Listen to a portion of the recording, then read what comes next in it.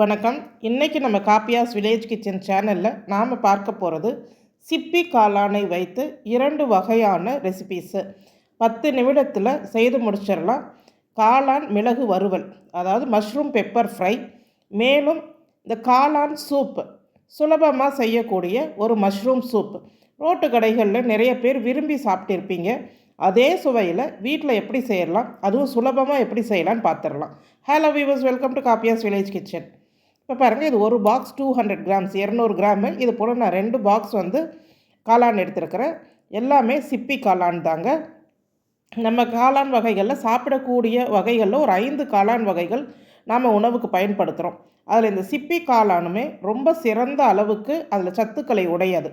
அதனால் கிடைக்கும் போது கண்டிப்பாக பயன்படுத்திக்கோங்க. இந்த காளான்களை எப்படி சுத்தம் பண்ணலான்னு பார்த்தா, இந்த காளானை சேர்த்துட்டு 1 ஸ்பூன் அரிசி மாவு சேர்த்துருங்க. அதே போல் கொஞ்சமாக உப்பு, ஒரு அரை ஸ்பூன் அளவுக்கு உப்பு சேர்த்துருங்க. சேர்த்து இது போல் நம்ம அலசி எடுக்கும் போது அதில் இருக்கிற அந்த வளவளப்பு தன்மை இல்லாமல் இருக்கும்.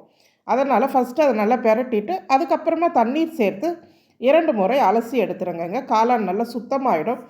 காளானில் இருக்கக்கூடிய இந்த மண் துகள்கள், அதே மாதிரி இதில் இருக்கிற வளவளப்பு தன்மை அதுவுமே நீங்கும். இந்த அரிசி மாவு சேர்த்ததுனால சுலபமாகவும் இருக்கும் உங்களுக்கு இதை சுத்தம் பண்ணுறதுக்கு. இது எல்லாமே அலசி எடுத்து நறுக்கி வச்சுட்டேன். இது மாதிரி ஷ்ரெட்டட் மஷ்ரூம் சொல்லுவோம், அந்த மாதிரி நறுக்கி வச்சுட்டு 300 கிராம் ஃப்ரைக்கு, அதே மாதிரி 100 கிராம் அளவுக்கு சூப்புக்கு எடுத்து வச்சுட்டேன். ஒரு 3 பெரிய வெங்காயம் நல்லா ஸ்லைஸ் பண்ணி வச்சுருங்க. 2 இன்ச் அளவுக்கு இஞ்சி எடுத்து பொடிசாக நறுக்க முடிஞ்சால் நறுக்கி வச்சுருங்க, இல்லைன்னா துருவி வச்சுருங்க. அதே போல் ஒரு கைப்பிடி அளவுக்கு ஃப்ரெஷ்ஷான கருவேப்பிலை எடுத்து எவ்வளோ பொடிசாக உங்களால் நறுக்க முடியுமோ அந்த மாதிரி நறுக்கி வச்சுருங்க. கருவேப்பிலையை இது போல் நறுக்கிறதுனால அந்த காளானுக்குள்ளே அதோடய ஃப்ளேவர் நல்லாவே ஊறுங்க. அதனால தான் நாம் அப்படி செய்கிறோம். 2 டேபிள் ஸ்பூன் மிளகு, 1 டேபிள் ஸ்பூன் சோம்பு, அதாவது பாருங்கள் பெரிய ஸ்பூனில் எடுத்துருக்கிறேன். இது ரெண்டுத்தையுமே ஒரு வாணலியில் சேர்த்து ட்ரை ரோஸ்ட் பண்ணிடணும். கொஞ்சம் மிதமான தீ வச்சு இதை அப்படியே ரோஸ்ட் பண்ணிவிடுங்க, தீஞ்சிடக்கூடாது. இதை நல்லா ஆற விட்டு நாம் பொடியாக்கி எடுத்து வச்சிடலாம். ரொம்ப நைஸாக அரைக்கணும்னு கிடையாது, லைட்டாக கோர்ஸாக இருந்தாலும் பரவாயில்லை. இது போல் பொடிச்சு எடுத்து வச்சுருங்க. இப்போ ஒரு வாணலியை சூடு பண்ணிடலாம். இதில் ஒரு 2 டேபிள் ஸ்பூன் அளவுக்கு எண்ணெய் சேர்த்துருங்க. அதிக எண்ணெய் சேர்க்கணும்னு அவசியம் இல்லை. எண்ணெய் சூடானதும் நம்ம நறுக்கி வச்சுருக்கிற இஞ்சி, 2 ஸ்பூன் அளவுக்கு இஞ்சி இருக்குங்க. அது கூடவே நறுக்கி வச்சுருக்கிற கருவேப்பிலை எல்லாமே சேர்த்துட்டு நல்லா அப்படியே வதக்கிடுங்க. ஒரு 30 செகண்ட் போல் வதக்கினீங்கன்னா போதும். இப்போ நாம் ஸ்லைஸ் பண்ணி வச்சுருக்கிற வெங்காயம், இது போல் நல்ல வெங்காயம்லாம் தனித்தனியாக இருக்கிற மாதிரி நல்லா கையிலேயே பிசைஞ்சு விட்டிங்கன்னா இப்படி உதிரி உதிரி ஆகிடும். அது போல் சேர்த்துக்கோங்க. கொஞ்சமாக உப்பு சேர்த்து வதக்க வதக்க வெங்காயம் சுலபமாக வதங்கிடும். வெங்காயம் ஓரளவுக்கு வதங்கின பிறகு நாம் நறுக்கி வச்சுருக்கிற காளான்களை இதில் சேர்த்துடலாம். எல்லா காளானையும் நான் சேர்த்துட்டேங்க. இப்போ இதை சேர்த்து நல்லா ஒரு நிமிஷம் போல் வதக்கணும். இந்த காளான்லேருந்து தண்ணி வெளிவர வரைக்கும் நம்ம இதை நல்லா வதக்கிடலாம். இப்போ பாருங்கள், இந்த காளானில் நம்ம கொஞ்சம் கூட தண்ணி சேர்க்க போகிறதில்ல. காளான் தொடர்ந்து சமைக்கிறவங்களுக்கு கண்டிப்பாக தெரியும். இது அப்படியே தண்ணி விட்டு அதிலே வெந்துடும். அதிக நேரமும் காளானை குக் பண்ணக்கூடாது. மூடி போட்டு ஒரு 3 நிமிஷம் போல் வேக விடுங்க. அதிலேருந்து தண்ணி வெளியே வரும். இந்த தண்ணி வத்துற வரைக்கும் நாம் வேக விடணும். இப்போ இன்னும் சலசலப்பு இருக்குது, அதனால் நான் மூடி போட்டு இன்னும் ஒரு 2 நிமிஷம் விடுறேன். இப்போ பாருங்கள், அதோடைய தண்ணியெல்லாம் வத்திருச்சு. இந்த அளவுக்கு தண்ணியெல்லாம் வத்தின பிறகு தான் நாம் இதில் சேர்க்க வேண்டிய மசாலா பொருள்களை கண்டிப்பாக சேர்க்கணும். இந்த ஸ்டேஜில் காளானும் வெந்துருச்சு. இப்போ இதில் நான் பொடிச்சு வச்சுருக்கிற இந்த மிளகு சோம்பு பொடி 2 டேபிள் ஸ்பூன் அளவுக்கு, பெரிய ஸ்பூனில் சேர்க்குறேன், 2 டேபிள் ஸ்பூன் அளவுக்கு சேர்க்குறேன். இன்னும் நல்லா காரசாரமாக சாப்பிடுவாங்க அப்படின்றவங்க தாராளமாக இன்னும் ஒரு அரை டேபிள் ஸ்பூன் மிளகுத்தூள் இதில் சேர்க்கலாங்க. அப்போ தான் இன்னும் நல்ல ஒரு காரசாரமாக இருக்கும். பிள்ளைகள் எல்லோரும் சாப்பிடணுன்னா இந்த அளவுக்கு போதும். இப்போ கடைசியாக 1 ஸ்பூன் அளவுக்கு நெய் சேர்த்துருங்க. இந்த மிளகு காரத்துக்கு அந்த நெய் சேர்க்கிறது ரொம்பவே நல்லது. மேலும் அந்த காளானுக்கு அந்த நெய் நல்ல ஃப்ளேவர் கொடுக்குங்க. நான் காளான் பெப்பர் ஃப்ரை செய்துட்டு கீரை கடைஞ்சி வச்சேன். சும்மா முளைக்கீரை வெறும்னே கடைஞ்சி வச்சது பூண்டு போட்டு, ரொம்ப நல்ல காம்பினேஷனாக இருந்தது. இப்போ அடுத்தது நாம் காளான் சூப் செய்ய போகிறோம். வாணலி சூடு பண்ணி ஒரு 2 ஸ்பூன் மட்டும் எண்ணெய் சேர்த்துக்கோங்க. அதிகமாக எண்ணெய் வேண்டாம்.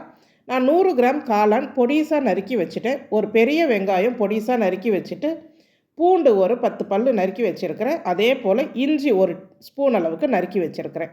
இப்போ முதல்ல வெங்காயத்தை சேர்த்து வெங்காயம் நல்லா வதங்குற அளவுக்கு வதக்கிடுங்க. அதுக்கப்புறமா நாம் நறுக்கி வச்சுருக்கிற பூண்டு சேர்த்துருங்க. பெரிய பல்லாக இருந்தால் 3 பல் பூண்டு போதுங்க. சின்ன சின்ன பல்லுன்றதுனால நான் ஒரு 10 பல் பூண்டு நறுக்கிக்கிட்டேன். அதாவது ஒரு 2 ஸ்பூன் பூண்டு பல் சேர்த்திங்கன்னா போதும். இப்போ நறுக்கின இஞ்சியை சேர்த்துருங்க. இது எல்லாத்தையும் சேர்த்து நல்லா வதக்கிடுங்க. ஒரு 30 செகண்ட் போல் இந்த பூண்டு இஞ்சி இதை நல்லா வதக்கின பிறகு நாம் நறுக்கி வச்சுருக்கிற காளான் சேர்த்துடலாம். அதில்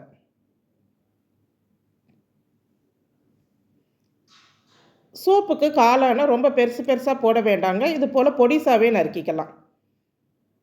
இந்த காளான்லேருந்து தண்ணி விட ஆரம்பிக்கும் இல்லையா, அதனால் அந்த ஸ்டேஜ் வரைக்கும் நாம் வதக்கிட்டு மூடி போட்டு அதே தண்ணியில் அது வேகட்டும். ஸ்டவ் கொஞ்சம் மீடியம் ஃப்ளேமில் நீங்கள் வச்சுருங்க. அப்போ தான் அது நல்லா வெந்து வரும். இப்போ பாருங்கள், காளான் நல்லா வெந்திருக்குது. அதே போல் அதில் இருக்கிற தண்ணியெல்லாம் நல்லா வத்திரணும். அந்த தண்ணியெல்லாம் வற்றின பிறகு தான் இதுலேயும் நாம் மசாலா சேர்க்க போகிறோம்.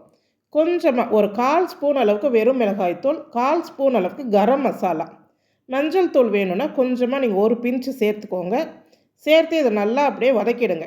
இப்போ இந்த ஸ்டேஜில் 1 ஸ்பூன் அளவுக்கு கார்ன்ஃப்ளவர் மாவு அதை சேர்த்து அந்த காளானுடைய நல்லா அப்படியே வந்துட்டு வறுத்து எடுத்த மாதிரி அப்படியே நல்லா பெரட்டிடுங்க. இப்போ நமக்கு தேவையான அளவுக்கு தண்ணீர் சேர்த்துடலாங்க.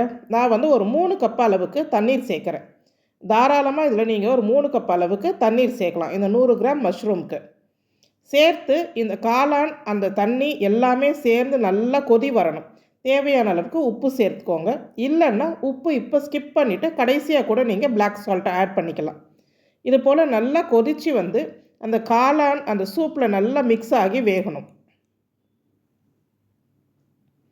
பாருங்கள், இது போல் ஒரு 2-3 நிமிஷம் கொதிக்க விட்டால் போதும். ரொம்ப நேரம் கொதிக்க விடணும்னு அவசியம் கிடையாது. இது கொதிச்சுக்கிட்டு இருக்கும் போதே நாம் ஒரு 2 ஸ்பூன் அளவுக்கு கார்ன்ஃப்ளவர் எடுத்து அதை கொஞ்சமாக தண்ணீர் கலந்து கட்டிகள் இல்லாமல் அப்படியே கரைச்சிக்கலாம்.